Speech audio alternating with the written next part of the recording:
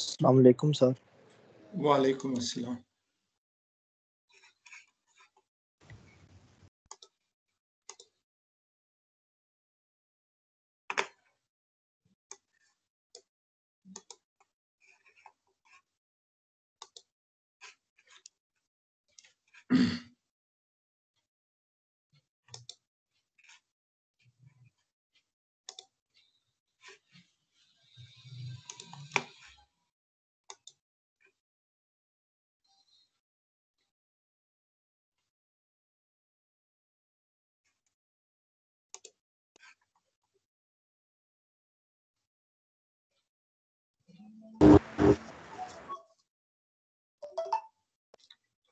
अस्सलाम वालेकुम जी।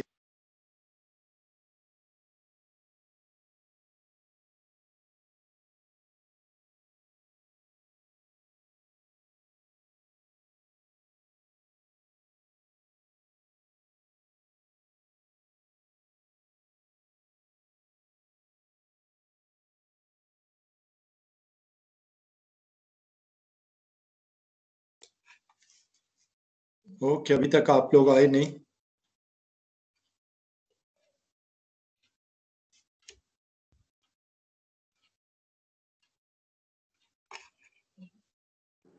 तो वो नमाज पढ़ रहे होंगे, आते हैं सर। मगर फिर भी ये तो फिर हर बार प्रॉब्लम आएगी। जुमे को क्या करेंगे?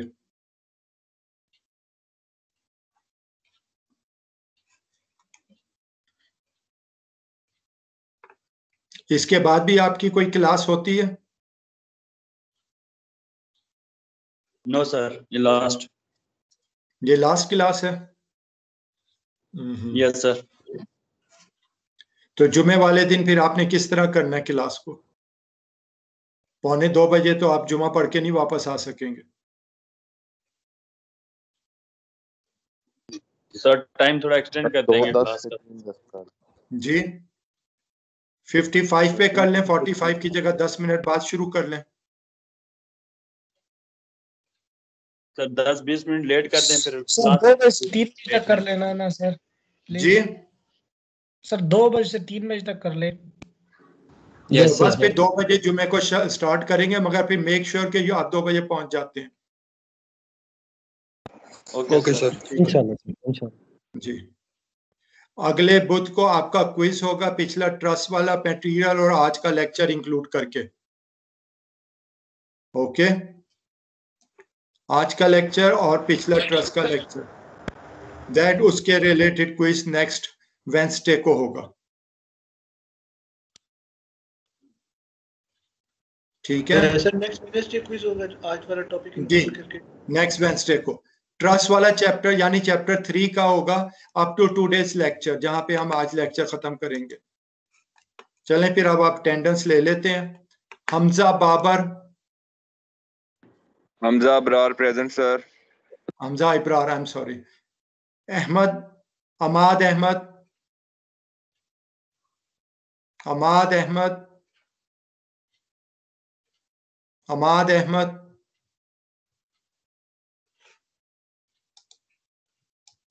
Kashif Razzaq, Kashif Razzaq present sir. Ehtisham Haider present sir. Salman Saeed, Salman present Saeed, sir. Hamza Zulfiqar, Hamza Zulfiqar, present. Nabeel Shaikh, present. Nabeel Shaikh, present. Hasnain Arshad, Hasnain Arshad, Umar Raja, Umar Raja, present. Umar Raja present है। Yes sir. Ibrahim Khalid, present sir. Junaid Khan, yes sir present. Mehran Iqbal, present sir. Mohibullah Arshad, present sir. Wahaj Nasir, Wahad Nasir, Faryab Alam, Mohammad Wajid, present sir. Zahid Hussain, present sir. Ali Rizwan, present sir. Rana Mohammad Tehseen, Present, sir. Malik Basit, Present, sir. Mashal Ahmad, Mohammad Mashal Ahmad, Mohammad Abdullah Khan, present sir. Mustafa, Present, sir. Fakhir Ibrar, Fakhir Ibrar, Zoher Ahmad, Zoher Ahmad, Maria Nawaz, present sir. Malika Javed, present. Abdul Rehman, Present, sir. Faizan Mahmood, present sir. Hassan Zia, Hassan Zia, Hassan Zia, present sir. Mujtaba Haider,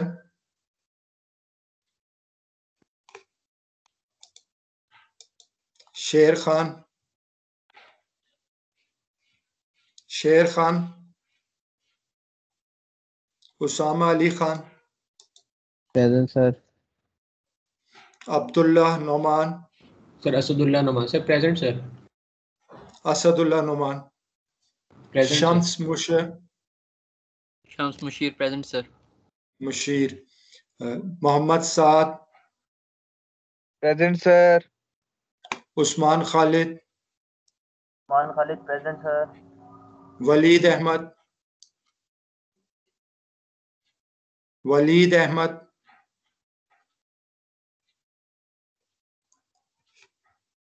Farhan Badar, Farhan Badar, Present, sir. Bilawal Khan, Present, sir. Ali Arshad Mughal, Ali Arshad Mughal, sir.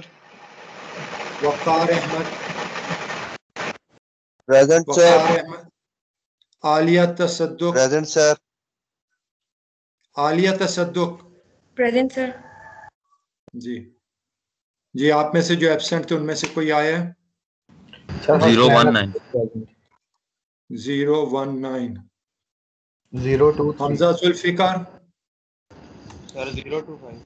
Yes sir Hamza Zulfiqar 025 120 present, sir. Waleed Ahmad. 023, sir. 023 sir. एक minute, पहले ही ऊपर से मुझे बताए ना। अमाद अहमद आए हैं? Yes sir.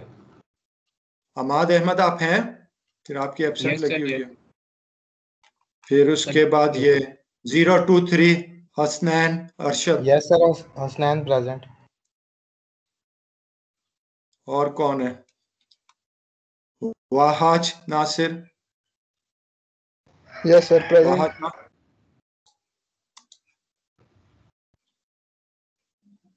मशल अहमद 082 प्रेजेंट है। फाखिर इब्रार, ज़ुहैर अहमद, फयाज, फैज, जुहैर प्रेजेंट। बस फिर मैं अब स्टॉप कर रहा हूँ। मुज्तबा हैदर, शेर खान,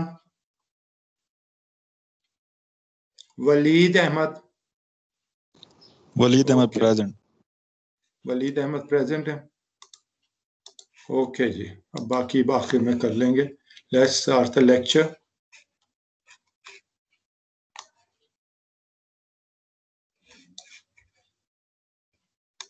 हमने लास्ट लेक्चर में मल्टी पॉइंट कंस्ट्रेंट्स को कंसीडर किया था इन द ट्रस्ट, और उसके रेफरेंस से हमने मैट्रिक्स बनाई थी, स्टिफनेस मैट्रिक्स। उसको डिटेल में ग्लोबल एंड लोकल का और डिफरेंट कंस्ट्रेंट के रेफरेंस से बात की थी, किस तरह हम वहाँ पे लोड कर सकते हैं। In the global and local coordinate transformation matrix का डिटेल में हमने पढ़ा था, और उस सारे को फिर हमने अप्लाई भी किया था, फिजिकल सिग्निफिकेंस के ऊपर अप्लाई किया था। और इस तरह हमने 3D के अंदर ट्रस्ट स्पेस के अंदर ट्रांसफॉर्मेशन मैट्रिक्स यूज करते हुए डायरेक्शन कोसाइन के थ्रू पूरा इसको हमने लास्ट लेक्चर में पढ़ा था। आज के लेक्चर में हम शुरू करेंगे अपना नया टॉपिक इसी ट्रस्ट वाले चैप्टर से related. This is the section 3.10 potential energy approach to derive bar element equation. Bar element equation को ड्राइव करने के लिए हम पोटेंशियल एनर्जी मेथड को यूज करेंगे, और उसको फिर आगे ये हमारे लिए आगे बहुत यूजफुल होगा। यहाँ पे सिंपली हम उसको डिमॉन्स्ट्रेट कर रहे हैं। हमने पहले आपके साथ डिस्कस किया था कि principle of minimum potential energy, principle of minimum potential energy क्या है? वे फाई जो है बेसिकली इंटरनल स्ट्रेन एनर्जी और पोटेंशियल एक्सटर्नल फोर्सेस का से पोटेंशियल एनर्जी, इन दोनों को टोटल सम कर लें तो that is equals to the potential energy of the system. और इसको जब हम मिनिमाइज करते हैं तो then we can easily find the solution to our problem of finite elements formulation हम निकाल सकते हैं, स्टिफनेस मैट्रिक्स का इक्वेशन निकाल सकते हैं। तो यहाँ पे ये एक बार है, इस बार पे एक्स डायरेक्शन ये है, इसमें लोड अप्लाई हो रहा है एफ, उसका क्रॉस सेक्शनल एरिया ए है और लेंथ एल है।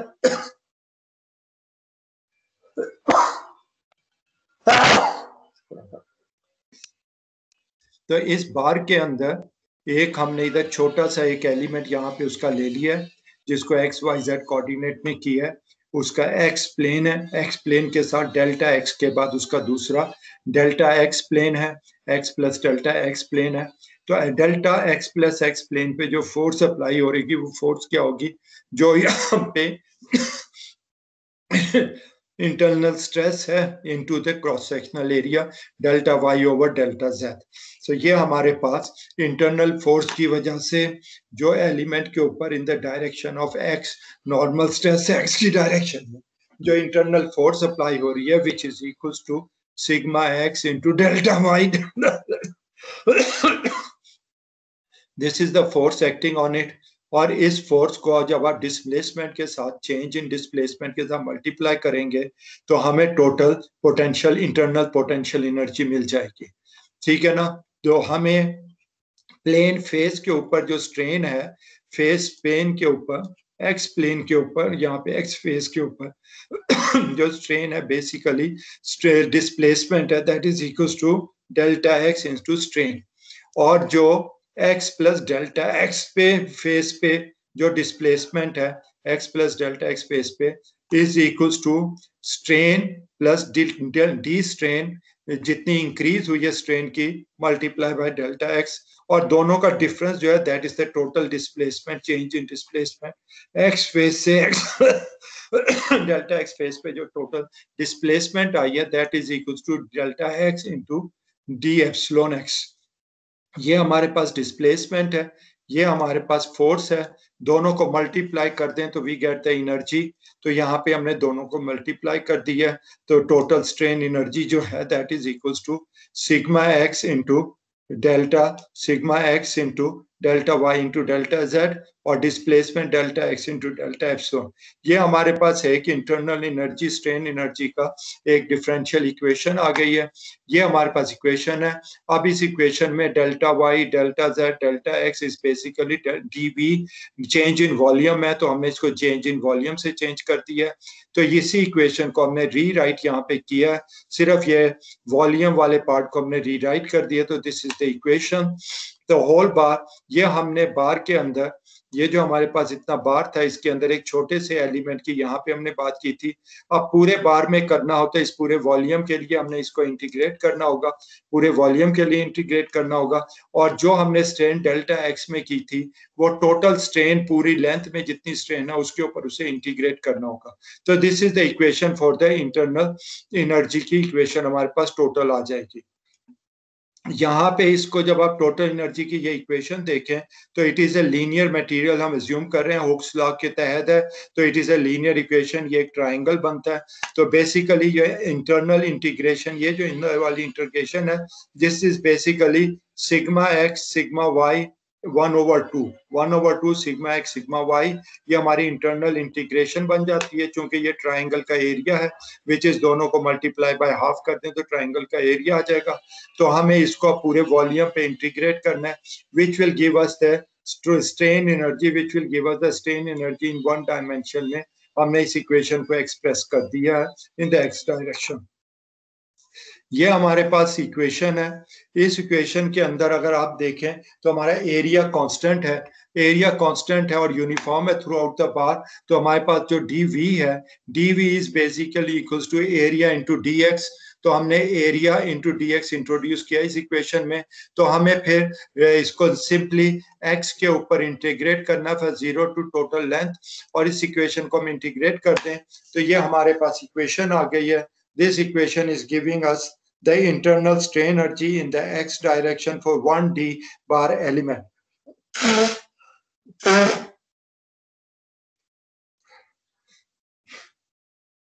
तो हमने इंटरनल एनर्जी की जो इक्वेशन निकाल ली है। अब हमें इक्वेशन चाहिए एक्सटर्नल वर्क की, एक्सटर्नल पोटेंशियल एनर्जी की।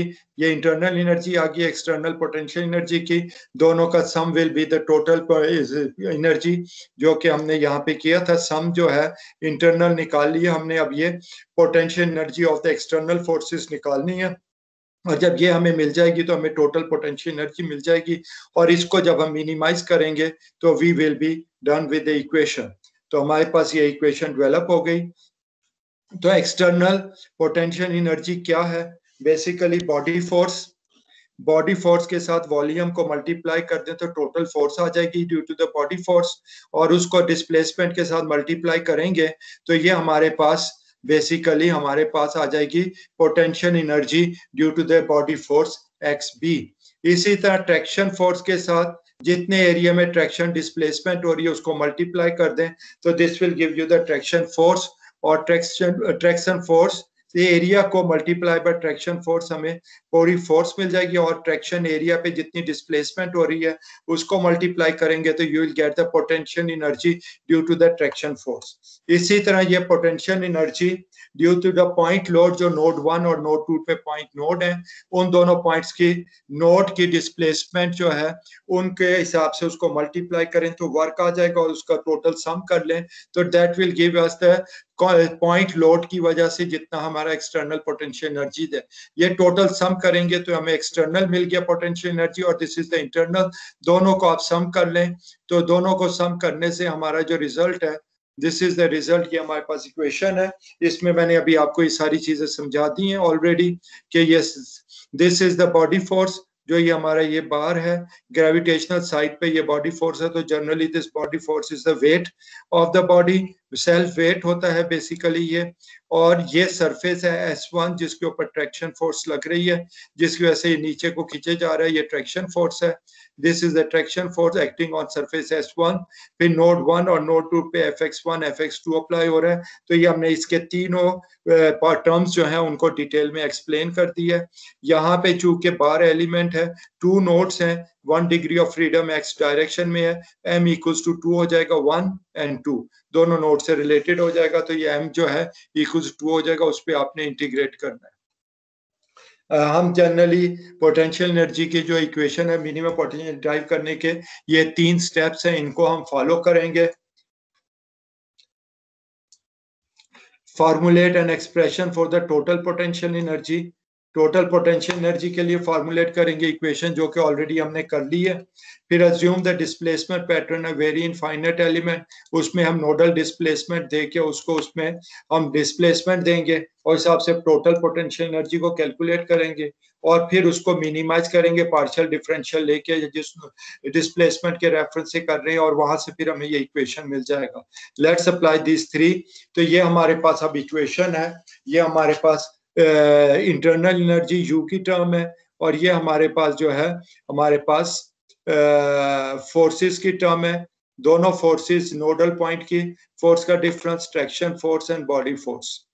हमने इससे पहले पढ़ा था कि डिस्प्लेसमेंट को हम displacement vector into shape function में डिस्प्लेसमेंट को हम लिख सकते हैं, और अगर सरफेस ट्रैक्शन का लिखना हो तो सरफेस ट्रैक्शन का displacement function into displacement.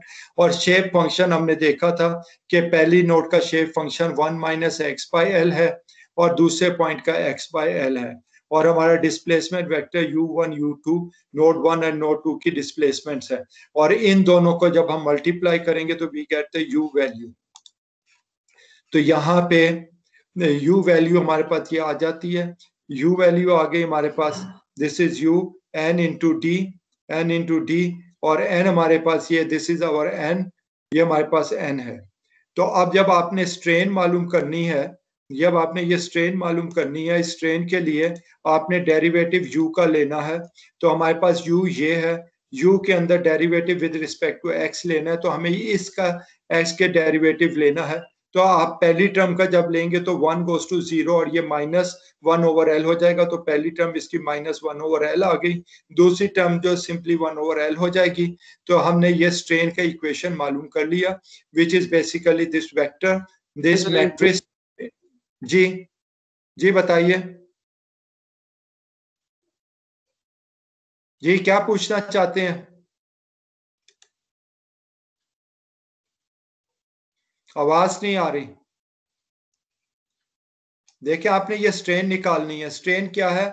Displacement का डेरिवेटिव है विद रिस्पेक्ट टू एक्स, और ये आपके पास डिस्प्लेसमेंट है, उसका आपने विद रिस्पेक्ट टू एक्स लेना है।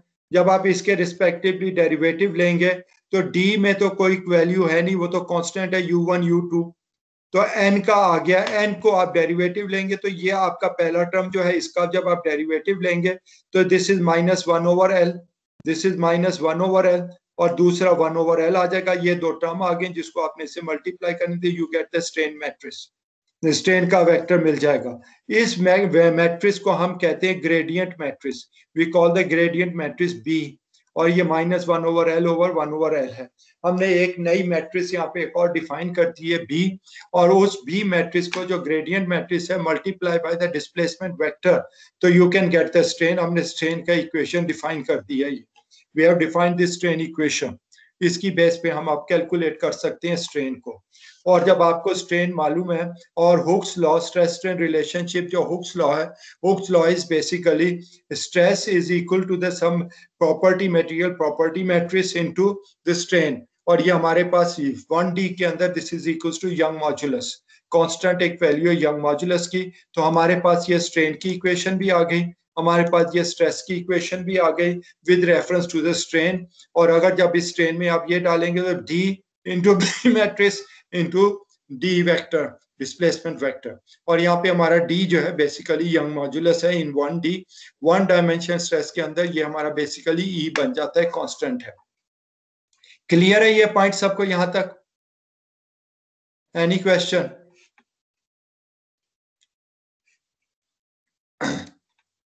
तो हमने अब ये सिग्मा को यहाँ वाले ये सिग्मा के अंदर D और D डाल दिया फॉर एप्सिलॉन, तो हमारे पास ये इक्वेशन होगी D matrix into gradient matrix into D displacement. अब इस चीज को, ये हमारे पास इक्वेशन थी, this was the equation which we had for the potential energy.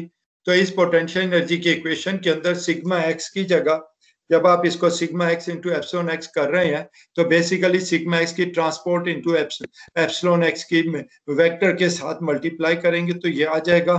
इसी तरह यहाँ पे जो है ये बेसिकली ये जो इक्वेशन है this is equals to D displacement का transpose into the point loads, basically P जो है हमारा कंसंट्रेटेड लोड्स हैं जो F1 F2 को दोनों नोड्स पे डिफरेंस करते हैं।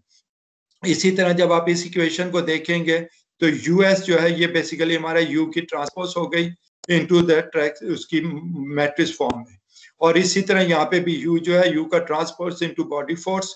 तो हमने इस पूरी इक्वेशन को जो कि नॉन मैट्रिक्स फॉर्म में थी we have return it into the matrix form, इसको हमने मैट्रिक्स फॉर्म। अब इस मैट्रिक्स फॉर्म इक्वेशन के अंदर हम इसको जब डालेंगे, जब इसको हम डालेंगे ये वाली इक्वेशन, तो ट्रांसपोज जब सिग्मा एक्स का आप ट्रांसपोर्ट लेंगे तो इसका ऑर्डर चेंज हो जाता है, डी पहले आ जाएगा, फिर बी आएगा, फिर डी आएगा। हमने ये मैट्रिक्स के अलजेब्रा के अंदर पढ़ा था। सो ये हमारे पास ये मैट्रिक्स है, इसका जब हमने ट्रांसपोज लिया, यहाँ पे सिग्मा टी का ट्रांसपोज लिया, तो ये D transpose B transpose into D transpose ये आ गया। और बी एप्सिलॉन एक्स क्या है, एप्सिलॉन एक्स हमारा बी इंटू डी है, उसको एज इट इज हमने बी इंटू डी लिख दिया। तो ये हमारा आ गया है पर इंटरनल स्ट्रेन एनर्जी का टर्म हमारी पूरी represented in the form of the matrices. फिर उसके बाद हमारे पास ये जो दूसरी टर्म है वो डी ट्रांसपोज ओवर वही आ गई है। और यहाँ पे यू जो है, U is basically transpose of U, हमारे पास क्या था, यू हमारे पास था B into D T into N S.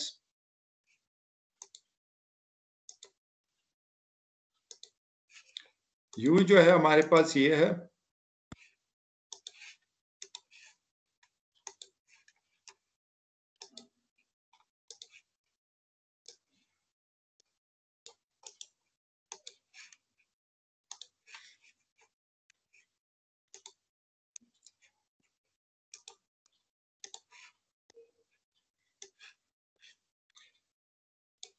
You हमारे पास ये है। तो यू का जब आप ट्रांसपोज लेंगे तो पहले डी का ट्रांसपोज, फिर शेप फंक्शन का ट्रांसपोज। और इसी तरह यहाँ पे भी यू है तो पहले डी का ट्रांसपोज डिस्प्लेसमेंट वेक्टर का, फिर शेप फंक्शन का ट्रांसपोज और बॉडी फोर्स का।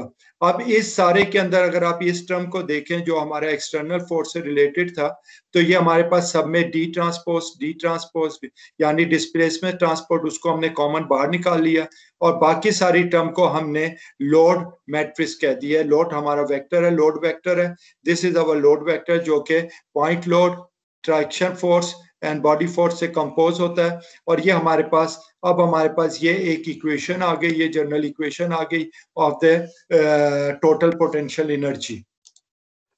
इस टोटल पोटेंशियल एनर्जी के अंदर जो आपने देखा था ये बॉडी सरफेस फोर्स ट्रैक्शन का है और ये बॉडी फोर्स का है, वेक्टर है। तो अब हमने जो इसको मिनिमाइज करना है, when we want to minimize, जब हमने इसे मिनिमाइज करना है तो मिनिमाइज के लिए हमने पहला डेरिवेटिव लेना है u1 के हिसाब से, फिर डेरिवेटिव u2 के हिसाब से। तो हमारे पास ये u का मैट्रिक्स है, this is the u matrix. इसके अंदर u के अंदर जो d है, d हमारा u1 u2 है, b जो है हमारा इसका ट्रांसपोज है तो माइनस एल ओवर एल आ जाएगा, d हमारा e है, कांस्टेंट वैल्यू है, और d ट्रांसपोज जो है b है, सिंपल b आ गया, b is equal to 1 over L minus L, फिर d हमारे ये आ गया। इसको पूरे को आप मल्टीप्लाई करें, सब कुछ करें, तो ultimately this is the equation which you have for the internal strain energy. Internal strain energy का ये इक्वेशन आ गया। अब इस इक्वेशन को हमने मिनिमाइज करना है, this is the equation, this is the equation. और ये याद रखें यहाँ पे जो f की टर्म है ये f1 u1 and f2 u2, यानी ये f1 dt एंड f की टर्म जो है हमारी u1 f1x u2 f2x, this is the equation. और ये दोनों इक्वेशन है। तो इसको जब आप डेरिवेटिव लेंगे, आपने इसका जब डेरिवेटिव लेना है विद रिस्पेक्ट टू u1 के रिस्पेक्ट से लेंगे तो ये आ जाएगा 2u1, दिस बिकम्स 2u1, और ये 2u2 माइनस 2u2 और दिस गोज टू 0। और इसी तरह जब इसको u1 के रेफरेंस से लेंगे तो u1 के रेफरेंस से माइनस fx1 आ जाएगा, माइनस fx1 आ जाएगा। इसको जब आप u2 के रेफरेंस से लेंगे दिस गोज टू 0, ये minus 2u1 into plus u2। अब ये इक्वेशन हमारी बन गई इक्वल्स टू 0। तो जब आप इसको इस टर्म पे लेके जाएंगे, ये दिस इज द इक्वेशन, इसको दोबारा अगर आप रीराइट करें इन द फॉर्म ऑफ मैट्रिक्स तो ये हमारे पास फॉर्म ऑफ मैट्रिक्स में ये आ जाता है। 2 है वो इस 2 के साथ कैंसिल हो जाता है, ये 2 है इस 2 के साथ कैंसिल हो जाएगा, L और L स्क्वायर है तो नीचे L आ जाएगा। तो ये बेसिकली दोबारा मैट्रिक्स फॉर्म में जब आप इसे लिखेंगे तो this is the matrix form जो कि इक्वल टू 0 है। और इसको अगर आप इस टर्म में ले जाएं तो ये हमारे पास FEM की वही standard formula, load vector is equals to the stiffness matrix into the displacement vector, और हमें वही स्टिफनेस मैट्रिक्स मिल गई जो हमने स्प्रिंग के लिए, बार के लिए डायरेक्ट मेथड से की थी। So we have come up with this matrix और स्टिफनेस मैट्रिक्स। तो आप चाहे मिनिमम पोटेंशियल एनर्जी का मेथड यूज करें, डायरेक्ट मेथड यूज करें, you come up to the same stiffness matrix. Any question so फार?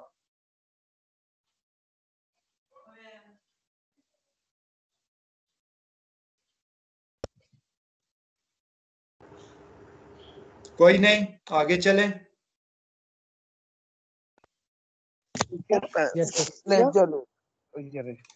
अब ये एग्जाम्पल है, ये एक एग्जाम्पल है कि एक एलिमेंट है 1 और 2 जिसकी लेंथ L है और उस पर ट्रैक्शन फोर्स जो है T equals to CX apply हो रही है. Determine the energy equivalent nodal loads. Node 1 पे कितना लोड होगा और नोड 2 पे कितना लोड होगा, इसको हमने इक्विवेलेंट फाइंड करना है. तो इस इक्वेशन के अंदर हमारे पास ये इक्वेशन है लोड की, load F1 Fx which is equals to basically तो हमने पीछे मालूम किया था लोड का, पॉइंट लोड के लिए shape function into traction force into ds और उसको पूरी सरफेस के ऊपर इंटीग्रेट कर लें. तो जब आप इसको पूरी सरफेस पे इंटीग्रेट करेंगे तो हमारे पास जो n है, this is our n x/l और ये x/l है. n है ये हमारा शेप फंक्शन है और cx मल्टीप्लाई हो रहा है. जब ये cx मल्टीप्लाई हो रहा है तो यहाँ पे जाएगा तो ये cx हो जाएगा, यहाँ पे जाएगा तो cx स्क्वायर हो जाएगा और cx को जब आप इंटीग्रेट करेंगे तो 2/cx स्क्वायर बन जाएगा. इसको cx स्क्वायर को जब करेंगे तो this will be 3cx cube over l आ जाएगा, ये भी 3cx क्यूब ओवर l आ जाएगा. इसको अपने 0 और l के ऊपर आपने इंटीग्रेट कर वैल्यूज देनी है. जब 0 देंगे तो ये all this values will be 0 और जब l की वैल्यू देंगे तो ये l स्क्वायर, यहाँ पे l क्यूब आएगा मगर which will cancel with l और ये भी l स्क्वायर हो जाएगा. इसका डिफरेंस जब आप निकालेंगे तो cl स्क्वायर बाय 6 आ जाएगा और ये as it is cl over through आ जाएगा. तो ये ओवरऑल लेंथ के ऊपर नोड 1 के ऊपर जो है 1/6 और नोड 2 के ऊपर 1/3 जो है ये लोड अप्लाई हो रहा है cl स्क्वायर के ऊपर. तो अगर हम ये इसको दूसरे तरीके से देखें तो ये हमारे पास ट्राइंगल है लोड की. ट्राइंगल के ऊपर जो एरिया टोटल लोड होता है, ट्राइंगल का एरिया निकाल के हाफ कर दें, एरिया ले लें तो L total length into CL, ये हमारे पास ट्राइंगल का रेक्टेंगल का आ गया, उसका हाफ किया तो ट्राइंगल का एरिया आ गया. तो this is the total force. और हमें पता है कि जब इस तरह का ट्राइंगुलर फोर्स अप्लाई होती है तो पहले नोड पे 1/3 होता है और दूसरे नोड पे 2/3 होता है. तो 1/3 आप इसका करें तो ये 1/6 आ गया जो कि हमें यहाँ पे 1/6 मिला है. और इससे 2/3 करें तो 2/2 कैंसिल, ये 1/3 CL आ जाता है तो ये वही 1/3 आ जाता है उसमें. तो हमें वो भी इस तरह भी हम इसको कैलकुलेट कर सकते हैं. अब ये एग्जाम्पल 2 की तरफ जाते हैं. एग्जाम्पल 2 में हमें ये एक्चुअल वैल्यूज दी हुई हैं, x की ये वैल्यू दी हुई है, इसकी ये वैल्यू दी है. Let it may show the determine the axial displacement and axial stress. Axial direction में इसमें डिस्प्लेसमेंट कितनी आ रही है और इसमें कितना स्ट्रेस है.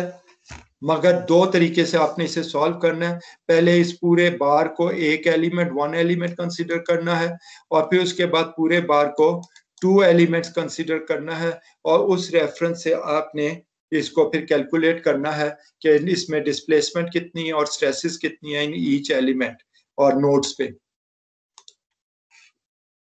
अब इसको हम सॉल्व करते हैं. ये एग्जांपल आपकी पूरी क्लास बुक में की हुई है. फोर्स जो है, फोर्स वेक्टर जो ग्लोबल है बेसिकली उसका shape function into traction function और 0 से L को इंटीग्रेट करें तो यू गेट दैट. तो यहाँ पे हम इसको फोर्स वेक्टर को जब कैलकुलेट करते हैं, हमने सिंगल एलिमेंट बना दिया है node 1 node 2 and this is a completely one single element. तो हमने यहाँ पे शेप फंक्शन डाल दिया, 10x को कर दिया जिस तरह पहले अभी किया था उसी तरह ये वैल्यूज अंदर डाल के इंटीग्रेट किया. आपने उस पर L की वैल्यू को सिंप्लीफाई किया और उस सिंप्लीफाई करने के बाद हमने ये वैल्यूज डाल दी हैं एंड वी कैलकुलेट. और यहाँ से नतीजा क्या निकलता है कि fx1 के ऊपर जो है वो -6000 पॉइंट है और नोड 2 के ऊपर जो है -12,000 pound force is acting on their. Force act कर रही है यहाँ पे. अब अगर हम इसको दूसरे तरीके से करना चाहें तो जो हमें पहले पता है, कहीं भी अगर ट्रायंगुलर शेप में फोर्स अप्लाई कर रही हो तो टोटल फोर्स जितनी ये है उसका 1/3 इधर आएगा और 2/3 इधर आएगा. तो टोटल फोर्स क्या है?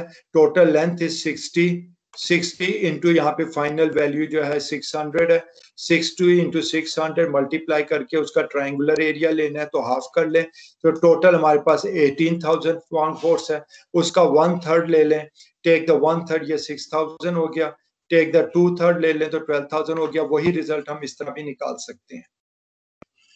अब उसके बाद हमें ये स्टिफनेस मैट्रिक्स है, उसमें वैल्यूज आप डाल दें, this is the stiffness matrix. और स्टिफनेस मैट्रिक्स के साथ जब हम इक्वेशन लिखते हैं तो नोड 2 पे डिस्प्लेसमेंट 0 है, it is fix eight node 2, और नोड 2 पे फिर उसका रिएक्शन फोर्स होगी, reaction force minus the load over eight there minus 1200।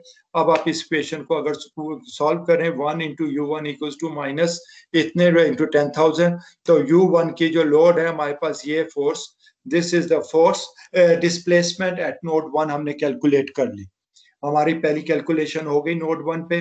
अब this is the equation for the stress, जो के मटेरियल पे matrix into the strain matrix vector, और उसको स्ट्रेन वेक्टर को जब बदलते हैं B इंटू डी आ जाएगा, और मटेरियल मैट्रिक्स में यंग मॉड्यूलस है, B हमारा -1/L हमने कैलकुलेट किया है। इसको जब आप सॉल्व करते हैं तो दिस U2 - U1/L, U2 हमारा फिक्स है, it is equals to 0, U1 जो है 0.006 है इसकी वैल्यू, एंड यहाँ पे यंग मॉड्यूलस आ गया, लेंथ 60 आ गई, we get that the stress जो है 3000 psi, ट्रैक्शन फॉर्म में स्ट्रेस वहां पे उस डायरेक्शन में अप्लाई हो रही है नॉर्मल फॉर्म में। अगर अब हम इसको 2 नोट्स करते हैं हमने 2 नोट्स में दूसरा प्रॉब्लम हमारी थी कि हमने इसी को कैलकुलेट करना है in the form of 2 notes.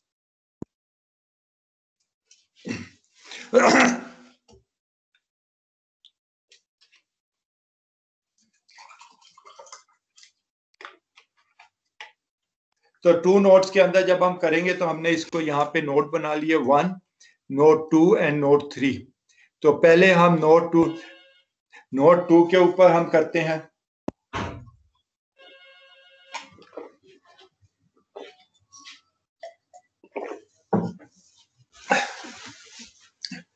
For element 2, ये हमारे पास एलिमेंट 2 है, यहाँ पे जितनी फोर्सेस हैं, एक तो ये फोर्सेस मिनिमम एक्ट करेगी स्क्वायर, और उसके बाद ये ट्रायंगल का 1/3 इधर एंड 2/3 इधर आएगा।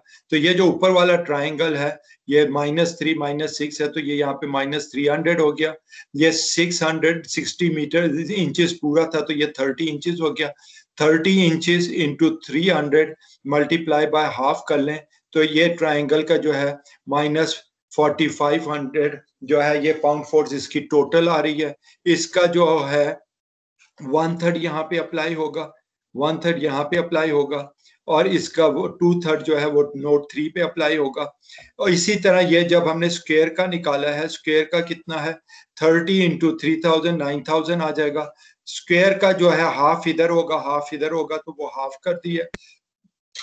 एज ए रिजल्ट हमारे पास फोर्सेस जो आ गई हैं नोट 2 पे 6000 आ गई है, और नोट 3 पे -7500 पाउंड फोर्स की लोड आ गया है।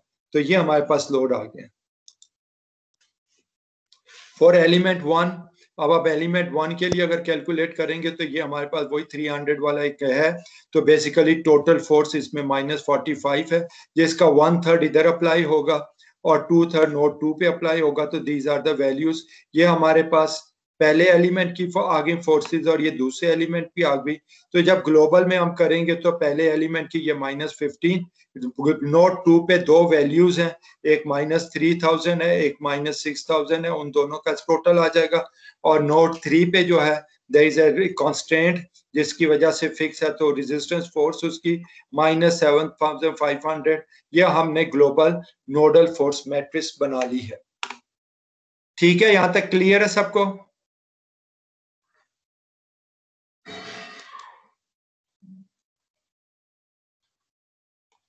द एलिमेंट स्टिफनेस मैट्रिक्स तो दोनों की हमें ऑलरेडी कैलकुलेटेड है, वही एक ही इक्वेशन है। तो दिस इज द, और दोनों का एरिया एक ही बार है, एक ही एरिया है, लेंथ हाफ है दोनों में, तो वही हमारे पास ये वैल्यूज आ गई, ये हमारी स्टिफनेस मैट्रिक्स आ गई। अब ये 2 की है, तो जब ग्लोबल में स्टिफनेस मैट्रिक्स करेंगे तो ओनली नोट 2 का जो पॉइंट है वहां पे ये एड अप होके 2 हो जाएगा, बाकी हमारी वही स्टिफनेस मैट्रिक्स है। So this is the stiffness matrix. फिर उसके साथ डिस्प्लेसमेंट वेक्टर जिसमें u3 जो है फिक्स है, इसलिए यहाँ की वैल्यू 0 है। अभी हमने ग्लोबल फोर्स वेक्टर निकाला था उसकी। अब इस इक्वेशन को जब आप सॉल्व करेंगे u1 पे तो हमारी वही स्ट्रेन आ गई माइनस डिस्प्लेसमेंट 0.006 और u2 की एक नई और वैल्यू कैलकुलेट होगी विच इज दिस वैल्यू। और ये आप देख सकते हैं u1 is greater than u2 और ग्रेजुअली जब u3 पे पहुंचेंगे तो 0 वैल्यू हो जाएगी। अब हमने स्ट्रेसेस मालूम करनी है। Stress is basically equals to E into B vector into displacement vector. तो इन दोनों को यहाँ पे 130 आ जाएगा, उसकी लेंथ 1 ओवर लेंथ, यहाँ पे माइनस इतने u1 u2। तो इसको जब आप कैलकुलेट करेंगे दिस इनटू दिस तो 750 psi स्ट्रेस जो है एलिमेंट 1 के अंदर है और एलिमेंट 2 के अंदर जो स्ट्रेस है वो 5225 psi है। ठीक है, ये स्ट्रेस यहाँ पे अप्लाई हो रही है। यहाँ पे आप देख रहे हैं कि पूरे एलिमेंट में 3000 psi स्ट्रेस अप्लाई हो रही थी और अब जो है पहले एलिमेंट में कम स्ट्रेस अप्लाई हो रही है, दूसरे एलिमेंट में बहुत ज्यादा अप्लाई हो रही है, इससे कि आप इसके करीब जाते जाएंगे। अब ये हमने किया था पोटेंशियल मेथड के थ्रू। अगर हमारे पास एग्जैक्ट सोल्यूशन हो तो let's compare the result with exact solution और इस तरह हम अपने एग्जैक्ट सोल्यूशन की तरफ चले जाएंगे। Any questions so far?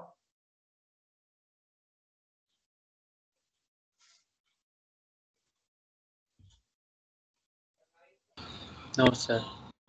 कोई क्वेश्चन नहीं? सारी बात बहुत क्लियरली समझ आ रही है इसका मतलब?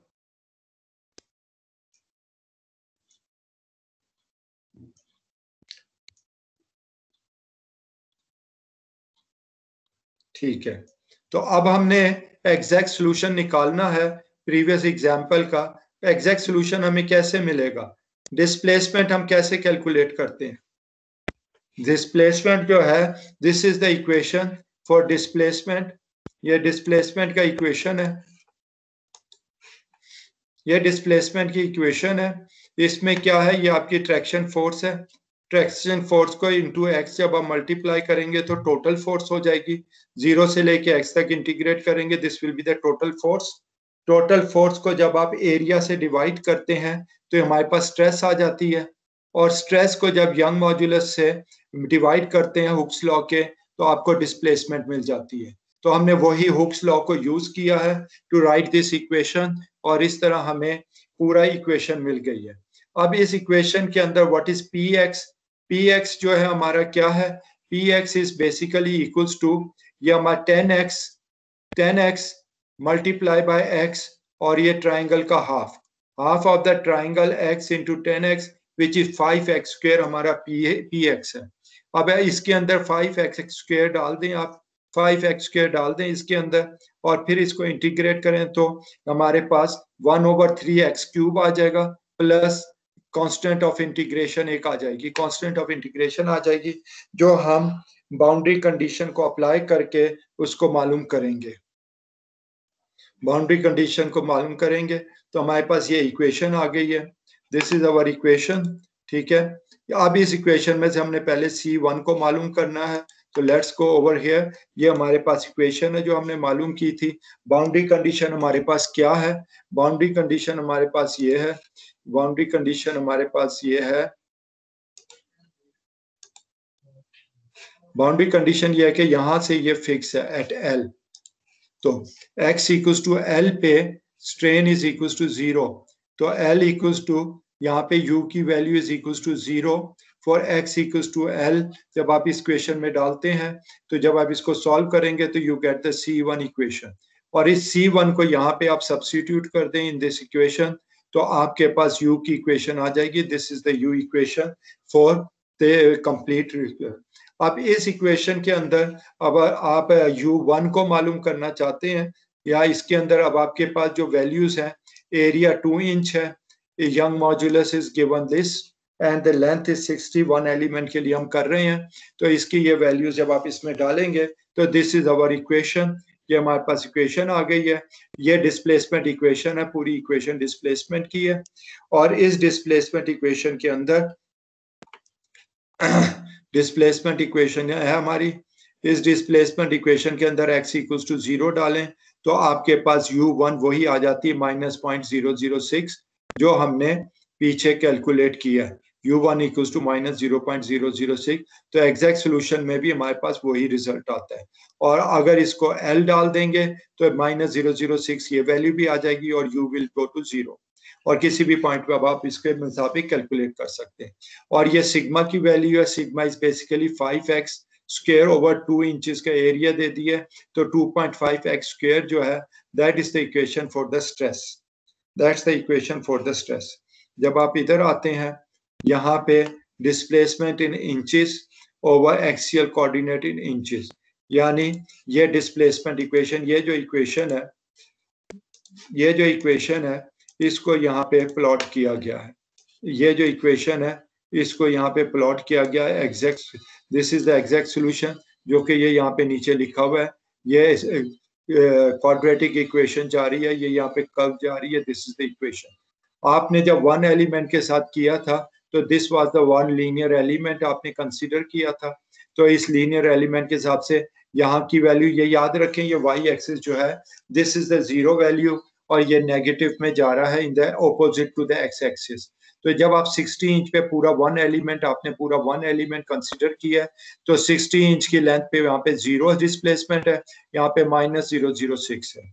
और जब आपने टू एलिमेंट्स को कंसीडर किया तो ये आपके पास टू एलिमेंट्स आ गए, ये टू एलिमेंट्स आ गए और 30 पे जो बीट में U2 था हमारा उस वक्त, उसकी वैल्यू यहाँ पे आ गई। अगर आप देखें यहाँ पे U2 की वैल्यू जो है 0.00525, यहाँ से अगर स्ट्रेट लाइन लगाएं तो 0.25 से थोड़ा सा नीचे यहाँ पे वैल्यू आ रही है टू नोड्स की। और जब आप फोर एलिमेंट्स पे जाते हैं तो 1 2 3 4 ये 4 एलिमेंट हो गए और 8 पे जाते हैं तो तकरीबन उस कर्व के साथ मैच हो रहा है। तो you can see from here कि आप अगर मैश को रिफाइन करते हैं तो you reach towards the almost you reach the value that is जो कि बिल्कुल एक्चुअल वैल्यू के करीब जा रही है। इसे हम मैश रिफाइनमेंट कहते हैं। आप जो मैश रिफाइनमेंट करते हैं एफईएम एनालिसिस एनसिस के अंदर या फ्लुएंट के अंदर या बाकी किसी कैटिया में या दूसरे सॉफ्ट के अंदर, this is what you achieve by refinement of the mash. Point ये क्लियर हो गया?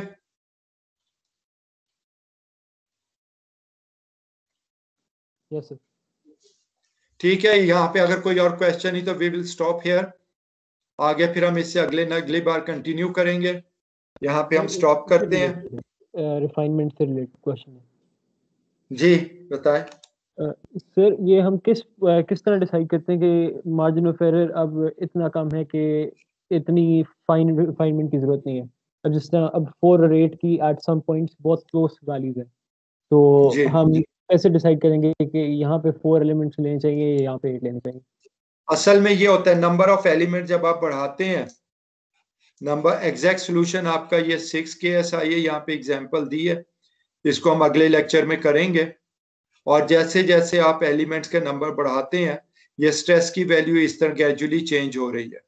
अब आप देखें इसके बाद ये चेंज बहुत कम था, ये वाले शुरू के चेंजेस ज्यादा थे। इसके बाद ये कब यूं ही चलती जाएगी, इसके पैरेलल हो जाएगी, there will be not substantial change. तो एग्जैक्ट सॉल्यूशन तो हमेशा नहीं मिलता और इस पर कहते हैं कि एसिम्प्टोटिक वैल्यू पे पहुंच गया है। तो 8 के बाद अगर आप इसके 10 या 12 भी नोट करेंगे तो चेंज इन द रिजल्ट जो है वो ना होने के बराबर है। तो हम कहते हैं कि बस फिर हम 8 पे स्टॉप हो रहे हैं। अगर वो चेंज इन 6 और 8 के दरमियान जो आप चेंज चाहते हैं या 4, ये देखें 4 और इसके दरमियान जो चेंज है 1 KSI का है। अगर आप इस चेंज को कह देते हैं कि चेंज जब 0.5 KSI या 0.05 KSI पे पहुंच जाएगी तो फिर उसकी रिफाइनमेंट को स्टॉप कर दें, तो ऑटोमेटिकली 0.5 पे रिफाइनमेंट जाके वो आपको बता देगा कि कितना मैश साइज होना चाहिए जिसपे हमें 0.5 तक की एक्यूरेसी मिल रही है।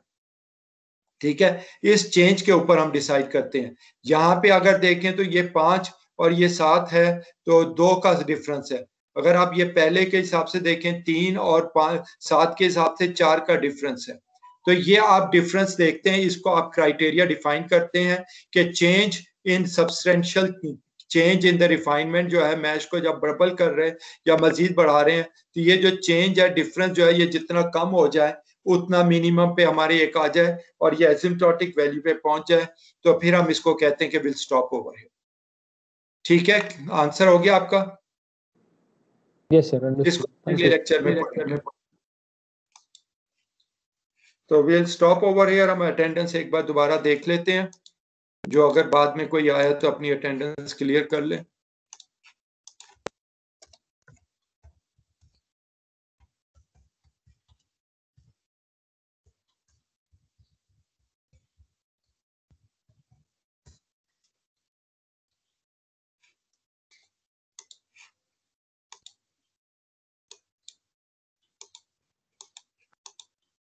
जी, Mashal Ahmad. Yes sir. Sir 082 sir मैं आ गया। आप इतना लेट क्यों आते हैं? सर इंटरनेट में मसला था sir. Fakhir Ibrar. Present sir. आप भी लेट आए हैं काफी। सर मेरी कॉल ड्रॉप होगी। मुश्तबा हैदर। मुश्तबा हैदर सर। और अब एक आखिरी रह गए, शेर खान। Present sir. शेर खान, इसका मतलब आपकी पूरी क्लास प्रेजेंट है आज। All 43 are present. माशाल्लाह। माशाल्लाह से सारे प्रेजेंट हैं। तो आपके लिए जिस तरह मैंने अभी पहले बताया है कि नेक्स्ट लेक्चर जो बुध को होगा, नॉट फ्राइडे, बुध को आपका लेक्चर जो है उसमें मैं आपसे क्विज लूंगा, और क्विज जो है ये ट्रस्ट वाले चैप्टर की, चैप्टर 3 का आज तक जितना कवर किया है उससे रिलेटेड होगा। ठीक है, और मशल कुछ कहना चाहते हैं, उन्होंने हैंड रेस किया हुआ है। मशल अहमद, आप क्या कहना चाहते हैं? आपने हैंड रेस किया हुआ है। कुछ नहीं सर, वो गलती से हो गया वैसे सर। तो उसे डाउन कर दें। और फ्राइडे को हम 2 बजे क्लास शुरू करेंगे ताकि जुमे से आराम से फारिग होके आ जाए। 2 से 3 हम क्लास लेंगे। ठीक है, सबको क्लियर है ना? Yes sir. क्योंकि जुमे से आराम से आके तो क्लास एग्जैक्टली 2 बजे हम फिर शुरू कर देंगे। Will start the class. Okay, any question?